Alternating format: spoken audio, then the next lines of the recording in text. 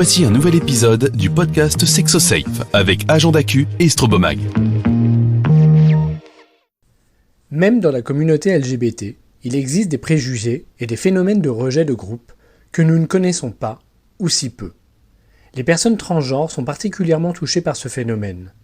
Nous avons rencontré Arnaud Alessandrin, docteur en sociologie spécialisé sur les discriminations et le genre, afin de nous expliquer en quoi nos comportements peuvent être stigmatisants ou blessants à leur égard. Bonjour Arnaud, avant d'entrer dans le vif du sujet, nous allons rappeler à nos auditeurs la différence entre cisgenre et transgenre. Alors on nomme transgenre une personne qui change de sexe et ou de genre. On nomme donc à l'opposé cisgenre une personne qui s'acclimate grosso modo de son sexe et ou de son genre qui lui a été attribué à la naissance.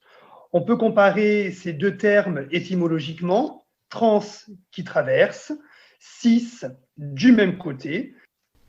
Il y a donc un gros mot que l'on n'utilise plus, c'est le mot transsexuel.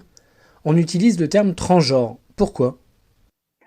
Alors il faut remonter un tout petit peu dans le temps, si tu me le permets, en 1953, lorsque Harry Benjamin décide de séparer les transidentités, ou ce qui va devenir les transidentités, de ce qui était théorisé jadis comme une homosexualité extrême ou une folie.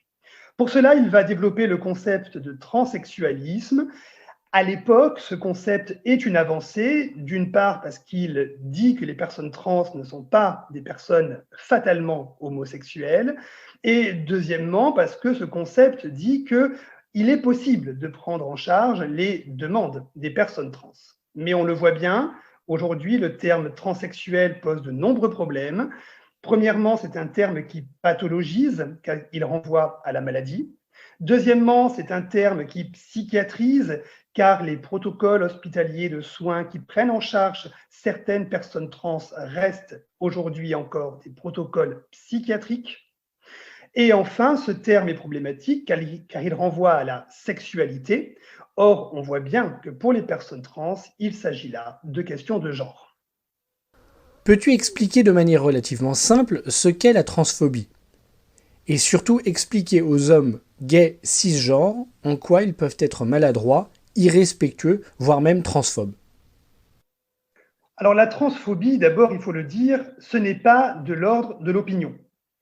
La transphobie, comme le racisme, comme le sexisme, comme l'homophobie, c'est un délit qui est entré dans le code pénal d'une certaine manière en 2012, encore plus fortement en 2016, et cela renvoie à la discrimination qui est faite sur le motif de l'identité de genre de la personne. La transphobie, ce n'est pas une vue de l'esprit. La transphobie, c'est une réalité. 82% des personnes trans disent avoir été discriminées au cours des 12 derniers mois, selon une enquête de 2015. Plus récemment, une enquête de 2018 montre que 88% des personnes trans disent avoir vécu de la transphobie dans l'espace public. Et 87% des personnes trans disent que leur parcours scolaire a été marqué par de la transphobie. La transphobie, c'est donc une réalité, c'est une épée de Damoclès sur toutes les personnes trans. Et dans les enquêtes, l'espace public, l'école, l'espace numérique, mais aussi les espaces de rencontre, sont pointés du doigt comme des espaces potentiellement transphobes.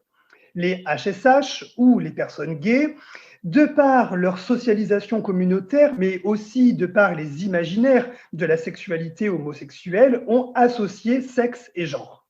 Cette association ne tient pas, ou pas toujours, pour les personnes trans, et on peut avoir sur les réseaux sociaux, sur les sites de rencontres, des réactions vives, des réactions transphobes, des réactions d'injures, des réactions de discrimination, mais aussi du mégenrage, c'est-à-dire ne pas reconnaître le genre de la personne.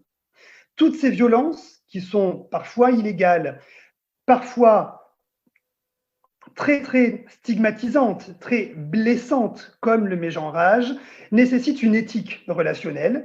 Et je crois qu'au même titre que les discriminations folphobes ou les discriminations sexistes, les discriminations transphobes nécessitent que, indépendamment de nos désirs, nous nous employons à respecter l'autre dans sa singularité. Quelles sont les différentes formes que peut prendre la transphobie ? D'abord, la transphobie, elle a longtemps été institutionnelle, c'est-à-dire que l'État lui-même instaurait un régime différentiel entre les personnes transgenres et les personnes cisgenres. Depuis la loi de 2016, depuis la facilitation d'accès à l'état civil, à sa modification et à la modification du prénom, on peut dire que les discriminations institutionnelles sont moins fortes. Pour autant, elles n'ont pas disparu. Par exemple, la PMA n'est toujours pas ouverte aux personnes trans. On voit donc bien ici que la transphobie institutionnelle demeure pour partie. La transphobie, elle est aussi directe. Je sais qu'une personne est trans et c'est sur ce motif que je la discrimine.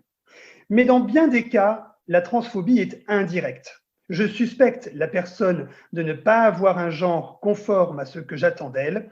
Par conséquent, je vais la discriminer.